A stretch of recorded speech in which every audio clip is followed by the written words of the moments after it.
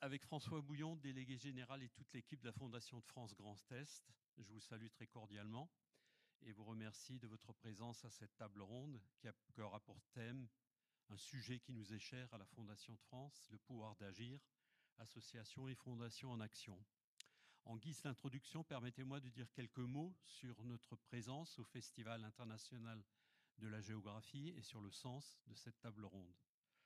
La Fondation de France et le Festival international de géographie, c'est déjà une histoire ancienne, puisque notre première collaboration remonte à 2019, donc il y a 6 ans. Le thème était alors celui des migrations, qui nous avait interpellés d'évidence. Plus récemment, en 2023, après la Covid, nous nous étions mobilisés ensemble autour de la question des urgences, qui là encore est une question qui nous parle. Mais l'objet de la Fondation de France, vous le savez probablement, est beaucoup plus large. La Fondation de France, née il y a 55 ans par la volonté du président de Gaulle et de son ministre André Malraux, s'est imposée comme le premier réseau de philanthropie en France, domaine dans lequel elle a développé au cours des années un savoir-faire unique avec ses équipes et en s'appuyant sur les meilleurs experts, des centaines de bénévoles et de nombreux acteurs de terrain dans tous les domaines de l'intérêt général.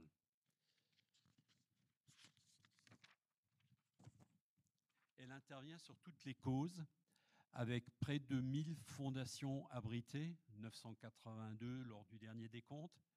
Elle soutient chaque année plus de 12 000 initiatives, projets et actions à potentiel qui contribuent à construire une société plus apaisée, solidaire et durable. Ainsi, elle encourage, accompagne et transforme les envies d'agir en actions d'intérêt général qui peuvent changer le monde. Pour rendre ces actions plus efficaces et mieux répondre aux enjeux du moment, de plus en plus complexes et imbriqués, la Fondation de France vient de mener à terme un travail de mise à plat et de réorganisation de son fonctionnement. Là où par le passé, elle accompagnait prioritairement des initiatives et actions à travers des appels de projets, elle intervient désormais de manière plus globale et plus créative encore. Ainsi, elle s'évertue à identifier des projets exemplaires et des acteurs du changement pour les aider et les promouvoir. Pour réparer, mais aussi construire, elle entend anticiper les besoins et s'attaquer globalement aux causes plutôt que simplement aux symptômes et à leurs conséquences. Agir à la racine des problèmes et avoir un impact réellement transformatif. Et en même temps, la volonté d'agir en proximité est de plus en plus au centre de son action grâce aux 6 fondations régionales comme celle du Grand Est. Dans le cadre de la fabrique philanthropique, une nouvelle manière d'agir collectivement, l'objectif est de co-construire et de mettre en œuvre des programmes d'action communs autour de 9 grandes causes identifiées. Nouvelle génération, crise et catastrophes, santé globale et recherche médicale, lien social, transition écologique juste, droit et discrimination, culture et création, territoire d'engagement et numérique citoyen. Le pouvoir d'agir est probablement la chose du monde la mieux partagée et à la portée de chacune et chacun d'entre nous, de multiples manières, à travers des petits et des grands engagements. Il ne requiert ni diplôme, ni moyens particuliers, ni compétences exceptionnelles et ne demande que générosité et bienveillance. La table ronde va précisément mettre en lumière ce pouvoir d'agir à travers des exemples et cas concrets.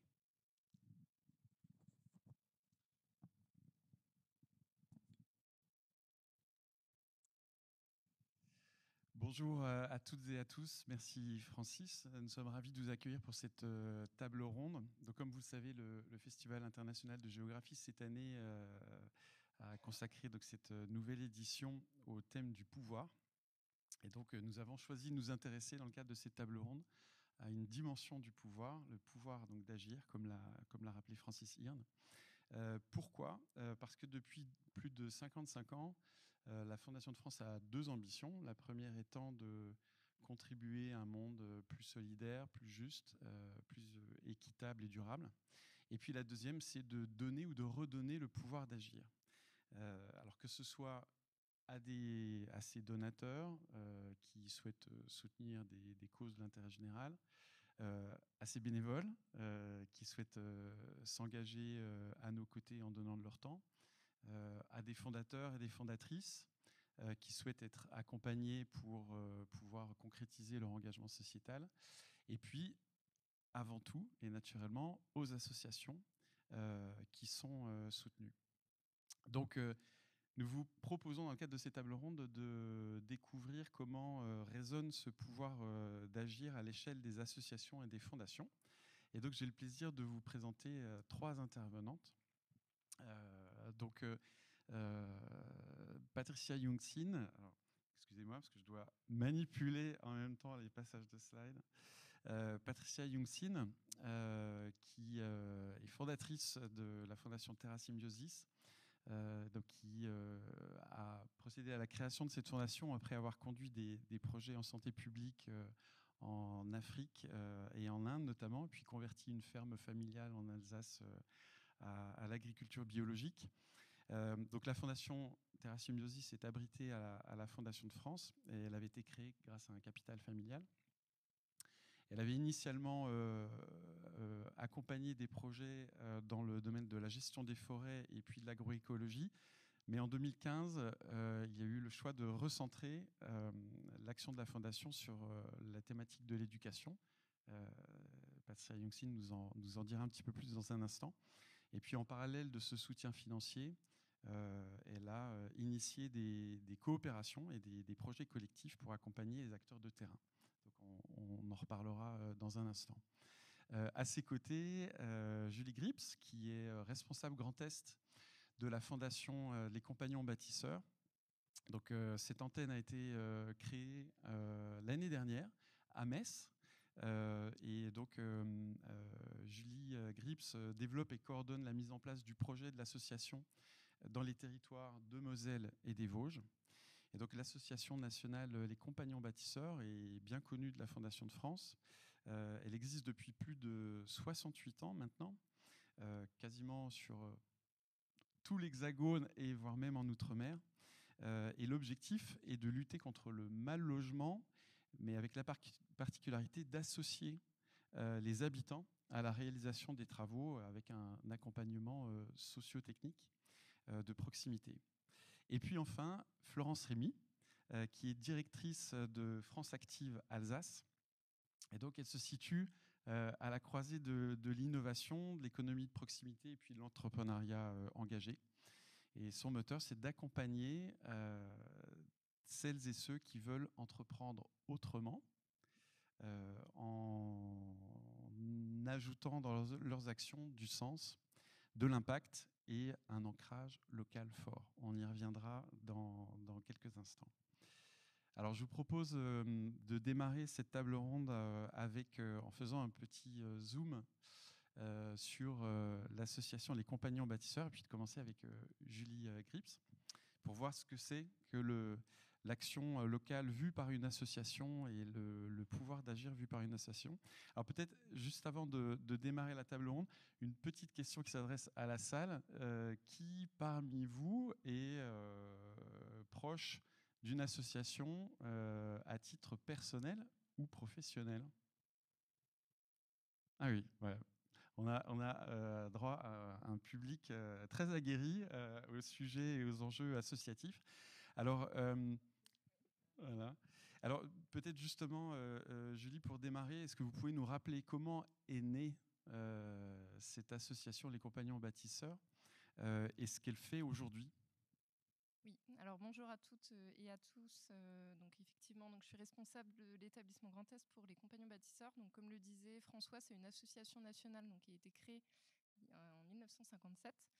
Elle a été créée suite au mouvement notamment des castors en période d'après-guerre, où les personnes aidaient d'autres habitants, des voisins, des amis, des connaissances, des personnes qu'elles ne connaissaient pas, à reconstruire des logements, à rénover des logements suite à toutes les destructions qu'il y avait pu avoir sur le territoire.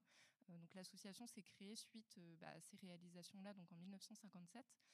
Comme le disait François, l'étendue de nos interventions sur le territoire français est aujourd'hui assez grande. Au début de nos actions, elles concernaient quelques régions, notamment Provence, la Bretagne et d'autres d'autres régions, mais depuis, on est implanté quasiment donc, sur tout l'Hexagone, sauf en Normandie et en Corse, et dans les Outre-mer, et bientôt, prochainement à Mayotte. Et aujourd'hui, les compagnons bâtisseurs accompagnent donc les ménages à auto-réhabiliter leur logement. Donc c'est une démarche qu'on mène donc sur tout le territoire français, et notamment dans les Vosges par la mise en place du Bricobus. L'autoréhabilitation accompagnée, elle permet aux habitants de retrouver justement ce pouvoir d'agir dont parlaient François et Francis, parce qu'on va leur permettre de déterminer leurs projets de travaux, quels sont leurs objectifs. À titre d'exemple, on peut avoir des habitants qui nous disent moi, j'ose plus du tout inviter des personnes de ma famille, mes amis, parce que j'ai honte, parce que je me retrouve dans une situation de mal logement. On va prendre peut-être cet objectif avec la personne, de se dire le premier objectif, ça va être de pouvoir lui permettre de réinviter des personnes chez elle et de se sentir mieux chez elle. Et donc pour ça, on va les associer, alors selon leurs possibilités physiques, bien évidemment, liées à des situations de santé, à l'âge ou à une situation de handicap, à réaliser les travaux, donc avec, en l'occurrence, dans le cadre du Bricobus dans les Vosges, avec un animateur technique donc qui est présent dans la salle, Eric, et il va pouvoir donc montrer des compétences, des connaissances en termes de bricolage sur plusieurs plans. L'idée, c'est vraiment de transmettre pour que les personnes elles puissent refaire potentiellement par elles-mêmes ensuite, quand nous, on aura réalisé notre intervention. Et donc, alors, le pouvoir d'agir, il résonne au sein de votre association directement auprès des bénéficiaires, j'imagine? Oui, alors effectivement, quand on parle de déterminer un projet avec les habitants et de fixer des objectifs avec eux, l'idée, c'est aussi de pouvoir les mettre au cœur de ce projet d'autoréhabilitation accompagnée. C'est un grand mot, finalement, dans lequel il va se passer beaucoup de choses. On va permettre à l'habitant de retrouver une certaine estime de soi, de la confiance en soi, mais aussi de pouvoir lui montrer qu'elle est capable de beaucoup de choses. On rencontre régulièrement des habitants qui nous disent moi je sais rien faire de toute façon, j'ai jamais réussi à faire ça, mais finalement en leur montrant qu'elles sont capables de réaliser des choses liées au bricolage, au bâtiment, elles peuvent retrouver cette estime d'elles-mêmes. Et aussi nos actions, elles permettent de recréer un lien social, parfois avec des membres de leur propre famille. Notre intervention peut permettre de recréer, retisser ce lien-là, mais aussi par le biais de bénévoles. Alors, dans les Vosges, on est en train de constituer cette équipe-là.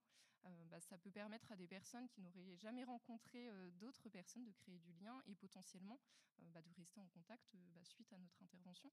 On a pu réaliser une animation collective récemment dans un quartier, notamment de la ville d'Épinal, où quand les habitants sont repartis ensemble, il y en a qui ne se connaissaient pas, ils sont repartis en échangeant leur numéro, leur contact, en se disant voilà, moi j'habite là, je ne savais pas que tu habitais là. Voilà, ça permet de recréer cette entraide-là et pas forcément passer par notre association. Mais voilà, si les personnes recréent du lien social, je dirais que l'objectif est déjà quasiment rempli au-delà de l'aspect travaux. Et alors, donc, vous avez créé une antenne dans l'Est de la France, parce qu'il n'y en avait pas jusqu'ici, dans tout le quart nord-est, l'année dernière. Quelles sont vos ambitions, vos perspectives sur la région et alors, en particulier dans les Vosges? Oui. Alors l'objectif dans la région Grand Est, vraiment à terme, ça serait de pouvoir intervenir dans chaque département de la région. Aujourd'hui, on est implanté, comme vous le disiez, en Moselle et dans les Vosges. En termes d'ambition en Moselle, ça serait de pouvoir rayonner sur l'ensemble du département, parce qu'aujourd'hui, on intervient sur un quartier prioritaire de la ville, à Metz. Et dans un second temps, donc dans les Vosges, ça serait vraiment de pérenniser l'action Bricobus, voire de la développer davantage. Parce qu'aujourd'hui, Eric, en tant qu'animateur technique, est présent. On va accueillir une future collègue en tant qu'animatrice habitat à la fin du mois. Donc l'équipe est petite, mais on a l'ambition vraiment d'accompagner le plus d'habitants possible dans les Vosges. Donc peut-être que pour ça, voilà, le projet se développera davantage. Et en lien avec le pouvoir d'agir, aujourd'hui, l'Association nationale Compagnons Bâtisseurs, elle accompagne l'établissement Grand Est donc, à développer ses activités. L'idée, c'est que le Grand Est devienne une association régionale autonome, comme 10 autres régions dans le cadre du mouvement Compagnons Bâtisseurs. Et nous, on part du principe que si on peut créer dès maintenant une dynamique bénévole sur le territoire, on pourrait associer ces habitants-là, par exemple, à la création du conseil d'administration futur pour le Grand Est, pour qu'ils puissent aussi agir au quotidien, s'ils le souhaitent, au sein de l'association. Et alors, quand on est une association, comment est-ce que vous évaluez l'impact de vos actions, et surtout comment vous pouvez assurer la durabilité de ces actions sur un territoire? Alors l'impact des actions, je dirais que il va venir directement des habitants qu'on accompagne, de leur satisfaction,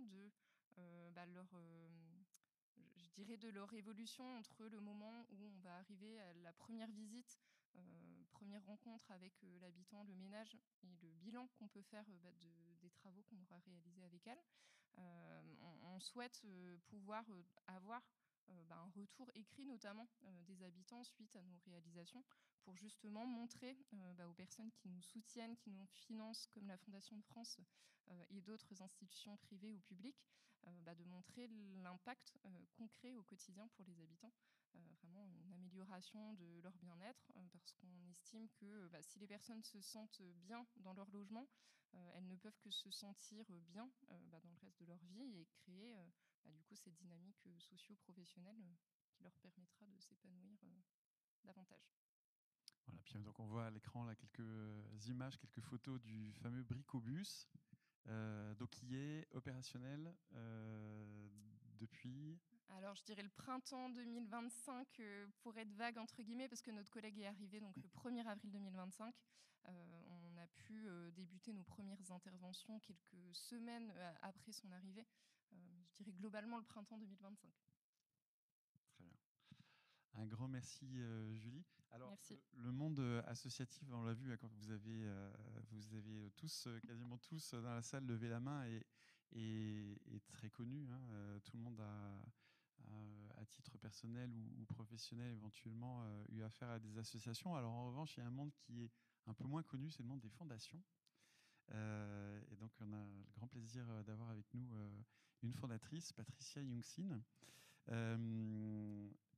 Déjà, peut-être pour revenir à la genèse de ce projet-là, est-ce que vous pouvez nous réexpliquer pourquoi vous aviez décidé de créer une fondation et comment ça s'est passé? Alors, bonjour à toutes et à tous. Alors, pourquoi une fondation? Alors, je pense que les graines ont sûrement été déjà semées à l'enfance, avec... j'ai une mère présidente d'association, un père passionné de nature.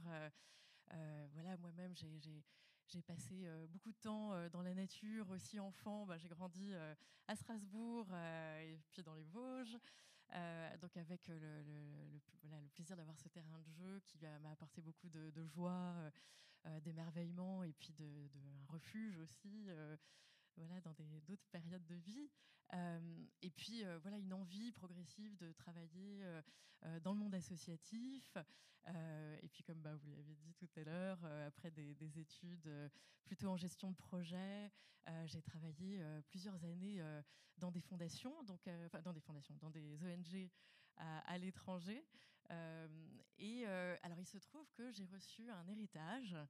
Je pense que le fait d'avoir reçu cet héritage a coïncidé avec aussi une période de prise de conscience du changement climatique, une prise de conscience environnementale assez forte. Et à ce moment-là, j'ai vraiment réfléchi justement au pouvoir d'agir avec qu'est-ce que je peux faire moi à mon niveau avec justement cet héritage qui m'est arrivé. Et donc, c'est vrai que j'aurais pu créer une autre association, mais je me suis rendu compte qu'il y avait quand même énormément d'acteurs incroyables déjà sur le terrain, qui sont très investis, qui ont un besoin de soutien justement. Et donc là, l'idée de la fondation a commencé à germer. Et par chance, en fait, j'ai rencontré quelqu'un qui travaillait à la Fondation de France, qui m'a dit mais viens nous voir, il faut qu'on en parle. Et en fait, c'est comme ça que ça a pris une bonne année avec la Fondation de France pour construire vraiment tout le projet de la Fondation, qui du coup est devenue une fondation abritée. Mais c'est vrai que ça prend du temps. Parce que y a déjà beaucoup de fondations qui existent, il ne faut pas faire de saupoudrage et que finalement notre action soit aussi impactante, efficace. Et donc c'est vrai que la Fondation de France était vraiment là pour préciser où et comment ce serait intéressant de créer une fondation aussi. Et donc c'est grâce à ce chemin que j'ai pu créer une fondation en 2009, donc il y a 16 ans maintenant, la Fondation Terra Symbiosis. Et alors, donc, je disais tout à l'heure en introduction que l'objet de la fondation a évolué donc il y a quelques années. Alors, pourquoi l'avoir fait évoluer? Et donc, actuellement, quels sont les projets qui sont soutenus par la Fondation Terra Symbiosis? Alors, suite à cette prise de conscience environnementale, pour moi, c'est évident que la Fondation allait travailler dans ce champ. Et donc en 2009, c'était vraiment les années aussi. Quelqu'un m'a beaucoup inspiré dans la création de la Fondation, c'est Pierre Rabhi. Je pense qu'il y en a beaucoup qui le connaissent, qui a beaucoup porté l'agroécologie.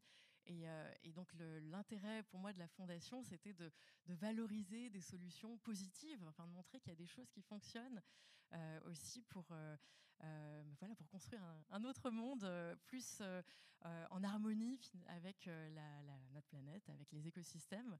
Et c'est vrai que l'agroécologie a été une bonne première piste de travail pendant les premières années de la Fondation. Le Terra Symbiosis, c'est vraiment l'idée de symbiose, donc vivre avec donc l'homme et la nature. Et donc, quand la Fondation a été créée, c'est vrai que l'agriculture biologique était à que 2% des surfaces agricoles en France. Aujourd'hui, on est plutôt à 10%. Il y a encore du chemin, mais ça a pas mal évolué. Et donc, c'est aussi ça l'intérêt des petites fondations comme les nôtres, c'est d'essayer de défricher peut-être des sujets qui sont moins mis en lumière.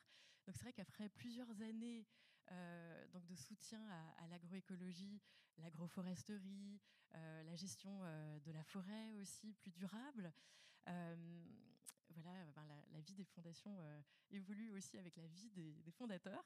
Donc j'ai eu des enfants et donc le lien en fait des enfants à la nature m'est apparu comme un sujet assez fondamental. Et c'est aujourd'hui vraiment le sujet qui nous occupe le plus à la Fondation Terra Symbiosis. On voit aujourd'hui que les enfants vivent pour beaucoup de manière hors sol, assez éloignés justement de la nature. Et au-delà du fait que la nature fait du bien à l'enfant, pour sa motricité, pour ses compétences justement cognitives, physiques, et puis le lien aux autres aussi, ça permet en fait, si on favorise justement des temps en nature pour les enfants dès tout petits, ça favorise aussi une autre vision d'être au monde.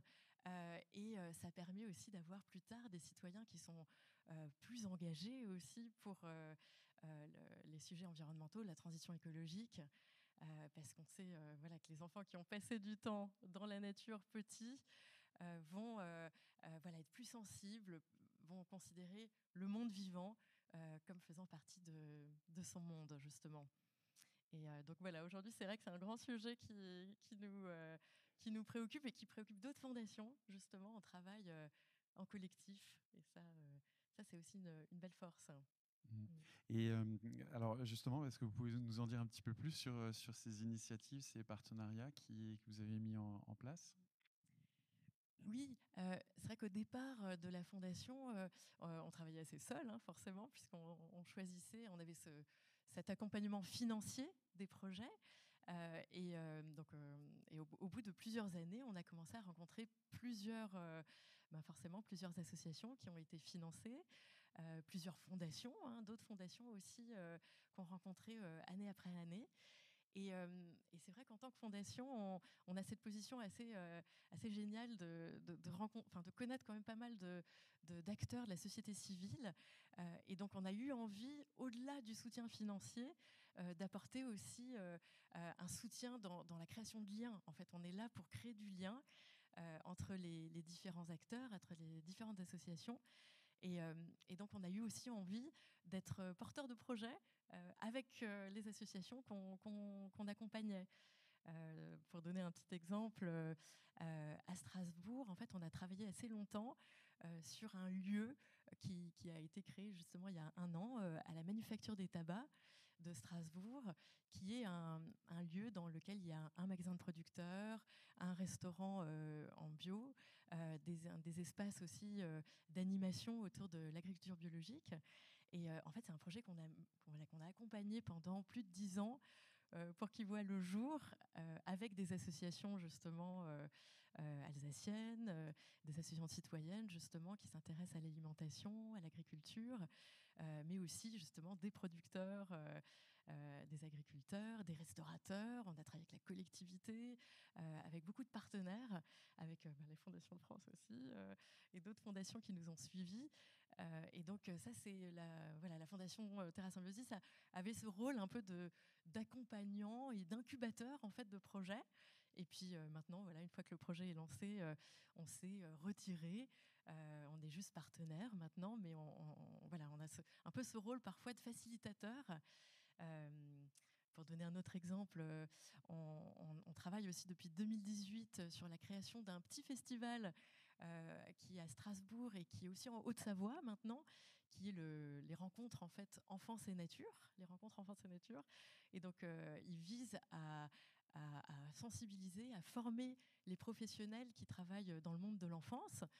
Donc c'est les enseignants, les éducateurs de jeunes enfants, les directeurs de structures justement, les périscolaires, les centres de loisirs, l'éducation nationale, les associations d'éducation à l'environnement, les collectivités justement, à prendre conscience de l'importance du lien des enfants et de la nature et de comment on peut aller plus loin sur ces sujets. Et donc, c'est des petits festivals avec des films et qu'on comporte justement avec des chercheurs. Il y a toujours un colloque scientifique aussi, table ronde, films, événements. Et donc voilà, ça c'est des choses qu'on porte avec d'autres acteurs de la société civile. Et puis alors, pour donner un dernier exemple, par exemple, on travaille avec d'autres fondations. Donc on a décidé d'arrêter de financer des projets tout seul dans notre coin, mais de se mettre ensemble avec d'autres fondations pour se mettre en coalition philanthropique pour l'environnement. Et donc, on a lancé il y a quelques années, donc ça fait 4 ans maintenant, un appel à commun. Donc c'est au lieu de financer tout seul, on finance à 8 fondations aujourd'hui. Et c'est un appel à commun, grandir en lien avec la nature. On voit sur la photo du bas les fondations et les lauréats. On a organisé une rencontre avec tous les lauréats. Donc c'est une trentaine de collectifs par an qu'on soutient sur des territoires pour favoriser le lien à la nature pour les enfants. Et donc ce qui est important pour nous, c'est de créer du lien justement entre les associations et aussi entre les fondations. Donc comment on peut se servir du collectif dans le pouvoir d'agir, c'est aussi intéressant. On peut faire plein de choses à notre niveau, mais c'est vrai que quand on se met ensemble, ça va beaucoup plus loin, il y a plus d'impact. Et puis ça fait vachement de bien aussi, parce que parfois on se sent un peu seul dans nos combats, et donc ça fait du bien aussi d'être à plusieurs. C'est intéressant parce que quand on vous écoute, parce que c'est vrai que quand on parle du pouvoir d'agir, on a souvent tendance à plutôt penser aux associations parce qu'elles sont opératrices et elles mettent en œuvre. Mais en définitive, même quand on est financeur, il y a plein de déclinaisons possibles de ce pouvoir d'agir au travers des coopérations, de la facilitation, comme vous disiez. Et donc, j'imagine que c'est comme ça que ça résonne à l'échelle d'une fondation. Merci beaucoup, Patricia, pour ce témoignage. Florence,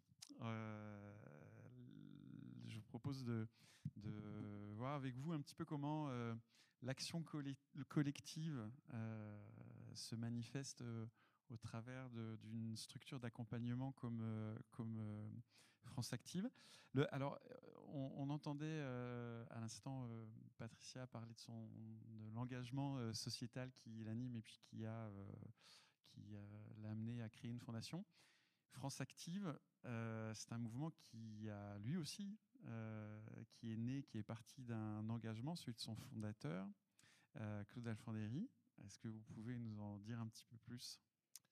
Oui, bonsoir.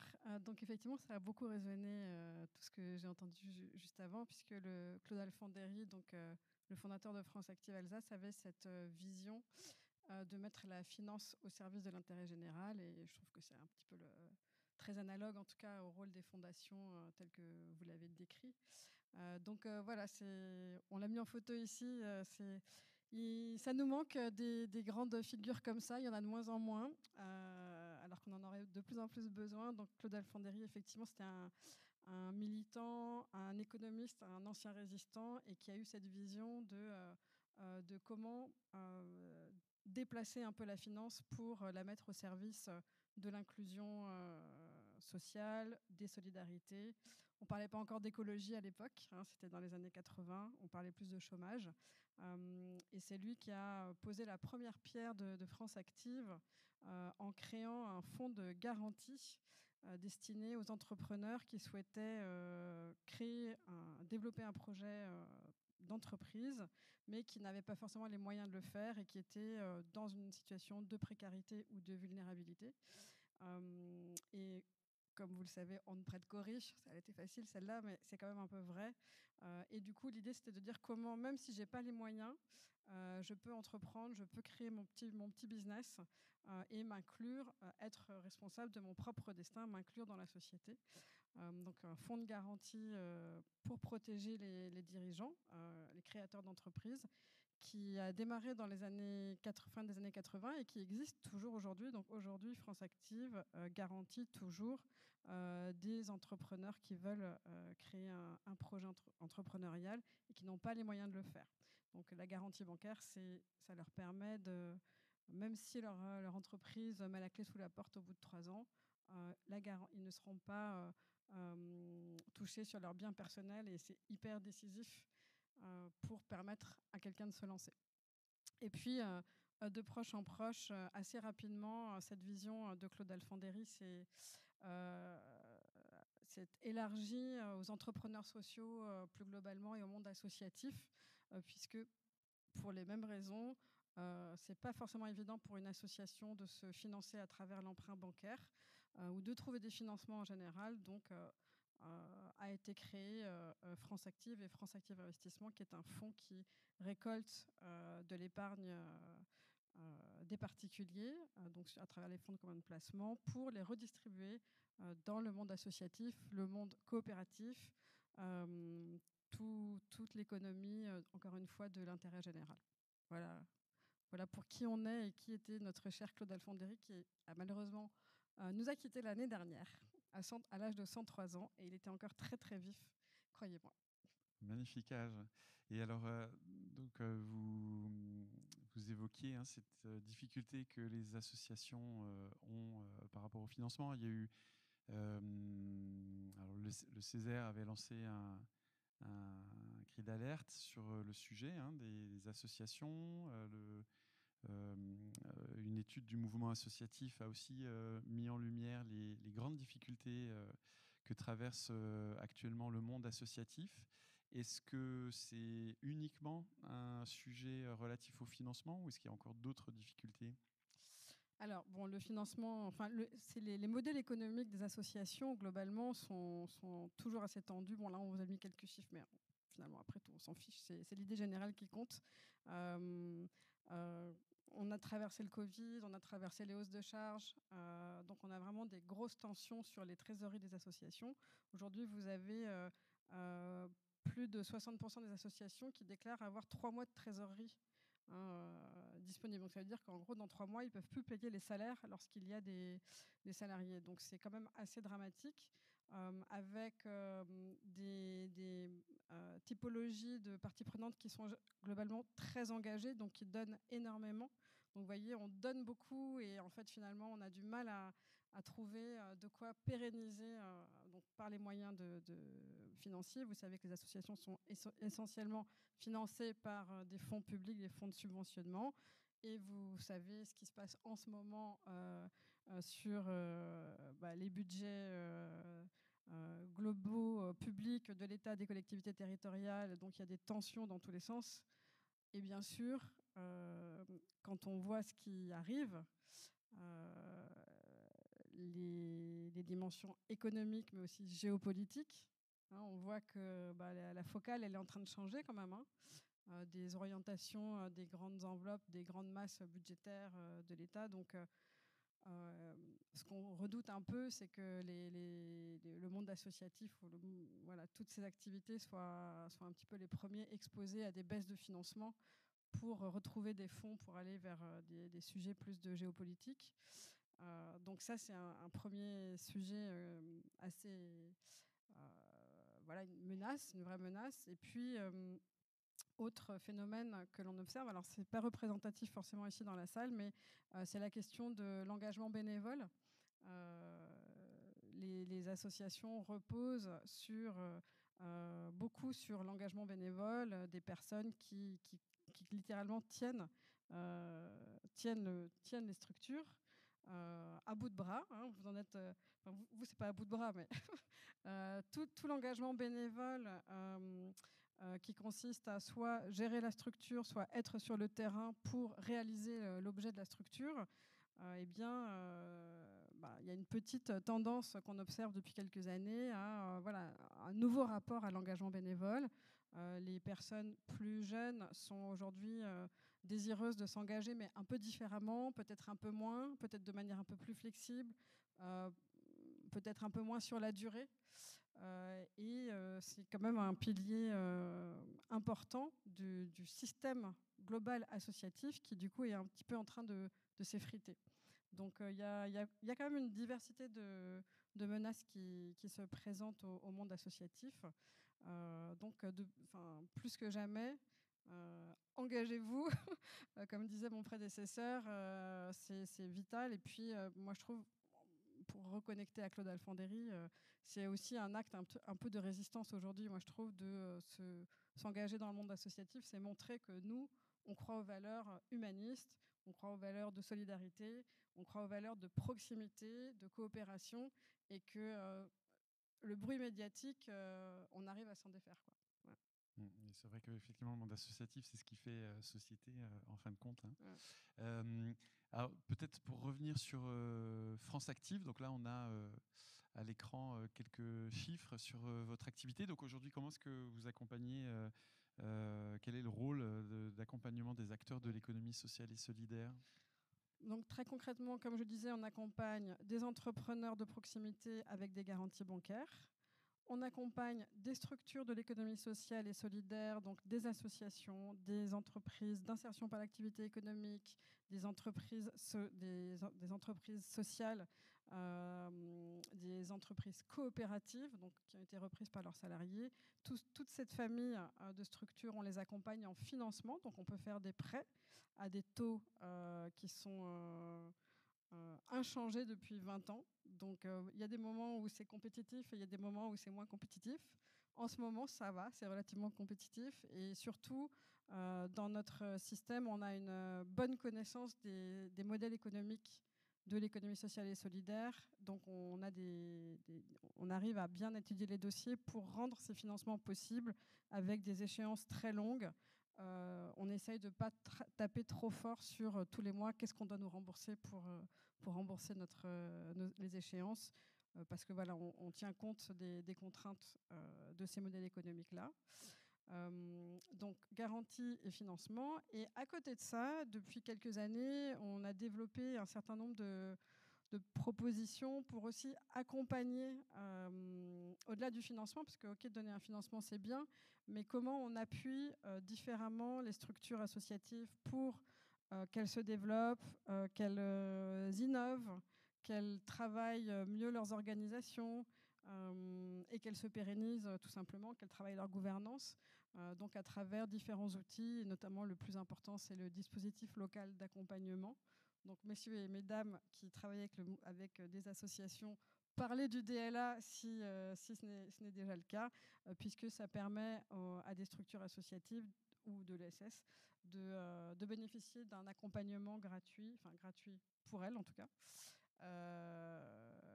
pour résoudre une problématique très concrète d'organisation, de finances, de développement, d'innovation, de gestion, comme toute entreprise, quoi. Donc DLA. Et puis voilà, on travaille aussi, on essaye de travailler à l'émergence de solutions avec de l'impact sur la société. Donc par exemple, on accompagne un programme qui s'appelle Innovage, dont le but depuis des années est de faire émerger des initiatives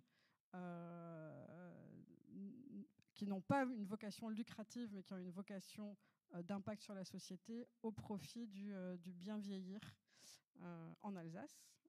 Voilà. Et aux côtés, je crois qu'on en parle juste après, c'est ça? Quand vous voulez.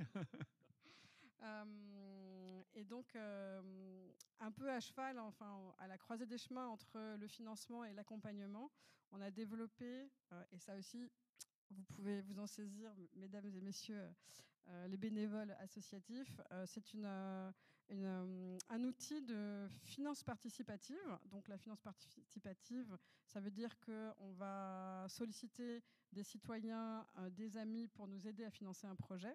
Comme il y a des plateformes comme Ulule ou Kickstarter ou plein de plateformes ou Helloasso.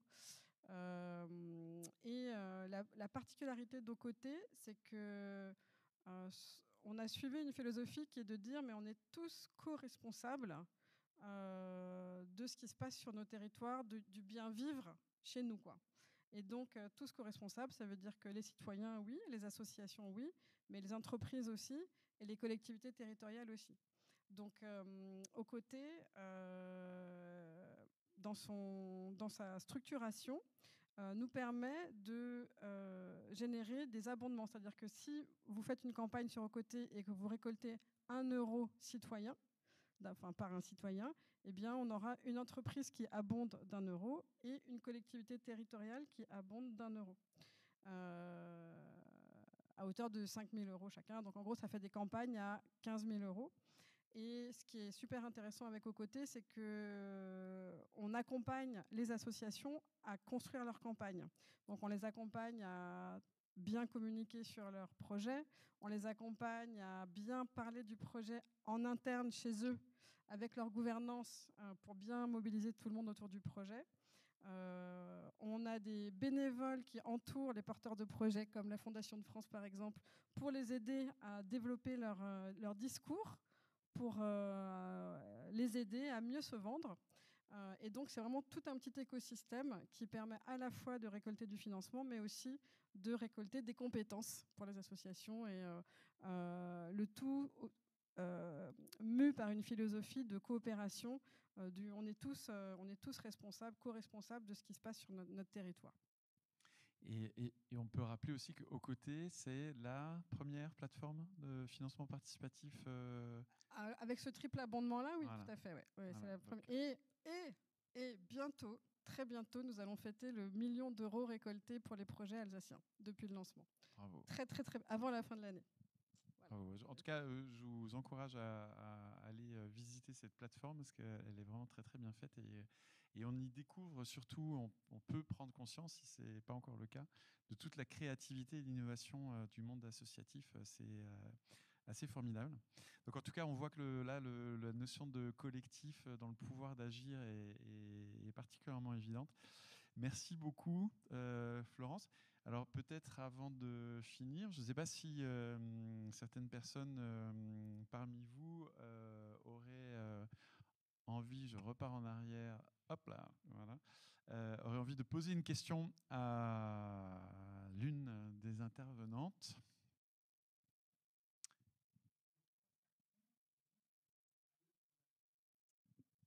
Oui, j'ai oublié de le dire, merci de cette question, parce que France Active, c'est un réseau national du coup. Donc on a une implantation parisienne, un peu le siège. Moi j'appelle ça un peu Las Vegas, mais c'est le siège parisien. Et c'est chez France Active que sont récoltés les fonds, soit de garantie, soit d'investissement. Donc c'est très important pour nous d'avoir cette antenne nationale qui s'occupe de récolter les fonds que nous pouvons réinjecter dans les territoires. Et il y a 32 associations territoriales France Active. On couvre la France, l'outre-mer et depuis peu Mayotte aussi.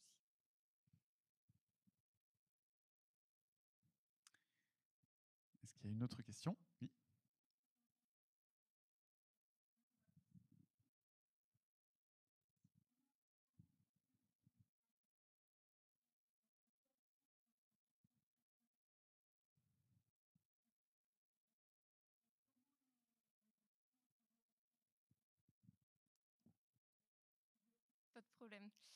Concernant le financement des travaux, alors je disais tout à l'heure, on est soutenu par la Fondation de France, mais en l'occurrence pour le Bricobus Vosges, on est aussi soutenu par des collectivités locales, dont le département des Vosges, la ville d'Épinal, prochainement la communauté de communes d'Épinal, mais aussi la CAF des Vosges, les services de l'État, d'autres acteurs privés qui permettent de faire exister le Bricobus, de financer nos emplois, qui permettent d'accompagner les habitants, et également une partie des travaux.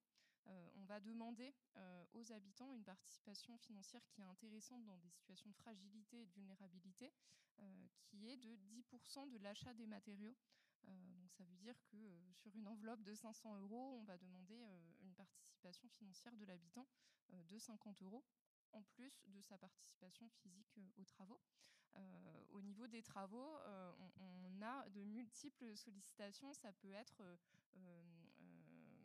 remettre, je dirais, en état une pièce de vie, un logement qui n'a pas été rénové depuis 25-30 ans. Mais ça peut être aussi des travaux un petit peu plus importants. Par exemple, réisoler une partie de l'intérieur de la maison. Ça peut être refaire du placo, au-delà que des aspects d'embellissement. Après, on ne peut pas tout réaliser parce que dans nos interventions, on intervient entre 2 à 10 jours pour des chantiers. On réalise aussi des petits dépannages pédagogiques pour réparer une étagère, refaire un joint de douche, aider à installer une rampe d'escalier, etc. Mais aujourd'hui, je pense que vous en avez entendu parler largement, les ménages sont concernés par une précarité énergétique qui est de plus en plus importante. Donc on va travailler notamment avec les services de l'État et les espaces France Rénov' dans le cadre des aides à la rénovation qui peuvent être accordées par l'ANA. Alors dans le contexte qui a pu être abordé par Florence dans le monde associatif, on voit aussi que le contexte budgétaire il est de plus en plus pesant, notamment sur ces aides à la rénovation. Le portail de l'ANA sur MaPrimeRénov' a réouvert hier ou avant-hier de mémoire, et le site a déjà eu trop de connexions sur la même journée, parce que pour 2025, seulement 13 000 dossiers seront accordés. Vous vous doutez bien que il y a davantage de demandes et plus que 13 000 ménages qui ont besoin d'être accompagnés sur ces points-là. Pour autant, au quotidien, que ce soit dans le Grand Est ou au national chez les compagnons bâtisseurs, c'est important d'accompagner les habitants sur, je dirais, cette deuxième étape, parce que nous, on va être là pour mettre en sécurité, je dirais, techniquement des habitants, mais aussi moralement et psychiquement, mais sur des aspects beaucoup plus importants et de grande ampleur. On est forcément obligé d'orienter l'habitant et de l'accompagner à la réalisation de ces dossiers d'aide à la rénovation.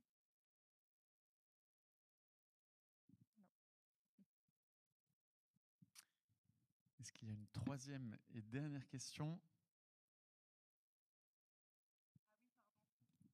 Merci. Il y avait plusieurs questions en une. Entrer en contact avec les compagnons bâtisseurs, le Bricobus. Moi, je pourrais vous laisser mes coordonnées si ça vous intéresse à la fin de la table ronde. Les habitants peuvent rentrer directement en contact avec nous, mais ça peut être aussi des orientations de personnes qui auraient croisé notre route sur des forums associatifs, mais aussi les services sociaux, les services habitat. Ça peut être des mandataires judiciaires, ça peut être la CAF. On est sur de multiples orientations et de multiples prescripteurs. Mais encore une fois, sur la question du pouvoir d'agir et de permettre aux habitants de se saisir d'eux-mêmes des questions qui les concernent, les personnes peuvent tout à fait nous contacter directement. Et j'imagine que les coordonnées sont également sur le site internet de l'association. Les compagnons bâtisseurs, voilà. Effectivement. Merci. Voilà, écoutez, il est 17h55 et je crois que certains d'entre vous veulent assister à la suite de la programmation. Donc il est temps pour moi de clore cette table ronde qui a mis à l'honneur pas mal de belles valeurs autour de l'engagement, de l'entrepreneuriat social, des choses très positives dont on a bien besoin. Et merci beaucoup à tous nos intervenants. J'espère que cela aurait été source d'inspiration pour chacune d'entre vous. et, je l'espère, permettra d'amplifier votre pouvoir d'agir. Je vous souhaite une très bonne continuation de festival et une très bonne soirée. Merci à toutes et tous.